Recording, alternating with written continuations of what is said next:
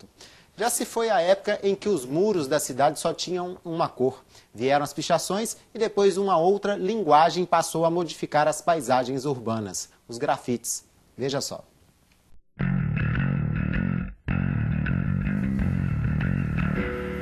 A Lei 9.605 de 98 é clara. Em seu artigo 65, ela prevê que pichar ou grafitar em edificação ou monumento urbano é crime.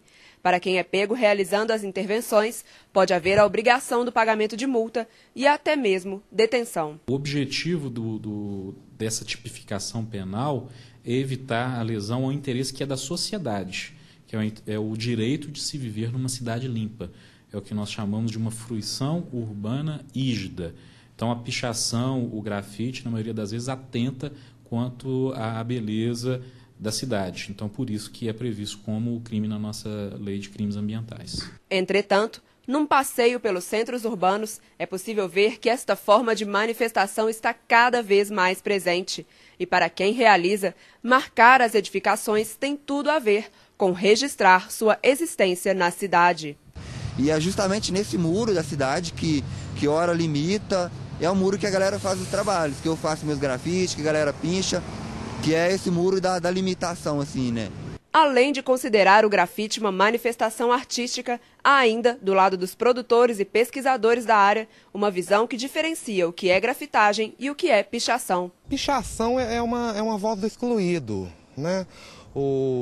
É aquela pessoa assim, o periférico, o que não conta na sociedade, ele picha, ele marca a presença dele, ele fala assim, eu existo.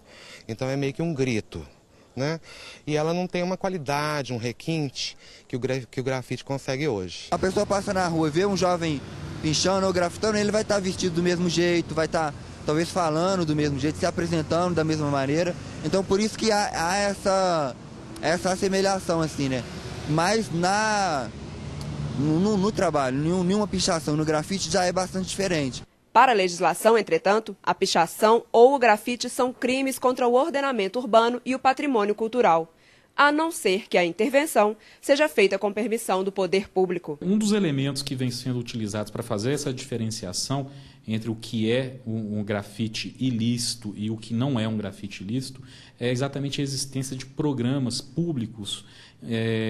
Não raras vezes as cidades separam, por exemplo, trechos de muros para que haja ali a prática do grafite, às vezes até fomentado por programas das prefeituras. Então, nesses casos, nós entendemos que não há caracterização do crime de grafitar, porque é uma aquiescência e não raras vezes até uma indução dessa prática pelo próprio poder público. Apesar da legislação que proíbe, a execução de grafites em espaços públicos acaba acontecendo também numa relação direta entre artista e o dono do espaço que sofre a intervenção. Há grafiteiros hoje que pedem autorização para grafitar em um muro.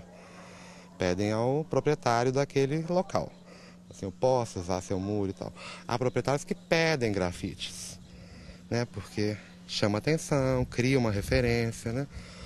Mas na raiz é público. É um espaço público, é um espaço de todos. Se é do público, é do povo, é de todos, né? Então, inclusive dos grafiteiros. Inclusive dos grafiteiros. O crime que visa coibir a pichação, ele é um crime que objetiva a defesa de um direito da coletividade e não a defesa de um direito da propriedade. Ainda que haja aquiescência do proprietário de uma casa, por exemplo, que tem a sua fachada pichada ou grafitada, isso não serve para elidir, para afastar a caracterização do crime. E se houver, obviamente, a vontade de se provocar, inclusive o próprio proprietário, uma lesão à rigidez urbana, inclusive o proprietário pode responder criminalmente também. Dagson diz que só realiza seu trabalho quando há autorização e defende ainda que as obras são capazes de comunicar uma visão de mundo e até mesmo de aproximar jovens de comunidades carentes da arte dita tradicional. Não é só uma pintura, assim, né? É um processo, assim, é uma imagem que eu quero passar, é uma temática, é algo, assim, que eu quero transmitir através daquela pintura. O grafite, ele digamos que é uma obra plástica, assim, para os meninos. Quando você apresenta o grafite, dá para você fazer um link com as obras mais, digamos, mais elitizadas, assim, da pintura clássica, né? Se você chegar no jovem e apresentar para ele uma tela de um determinado período histórico, onde era outra classe social que fazia, ele não vai interessar tanto.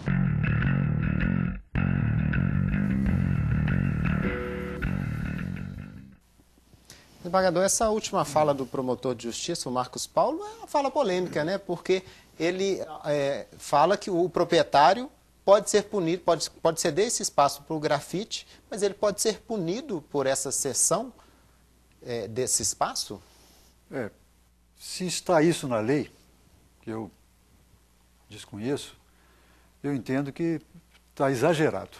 Porque se o proprietário cede o espaço, e a gente já viu isso em alguns muros brancos, esse espaço aqui é para o grafiteiro ou para o pichador, para que ele deixe o resto do muro em branco, né? E mesmo assim o pichador vai lá.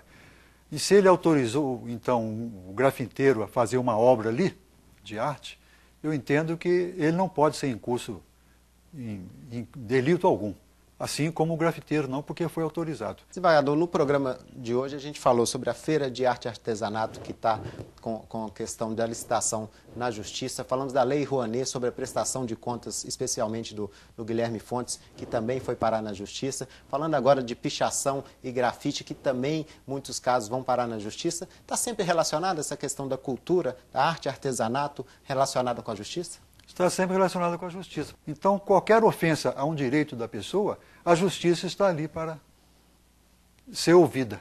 Desembargador, eu queria agradecer a sua presença aqui mais uma vez no programa Justiça em Questão. Muito obrigado, Marcelo. Estou às suas ordens. Fico muito satisfeito e honrado de estar na sua companhia.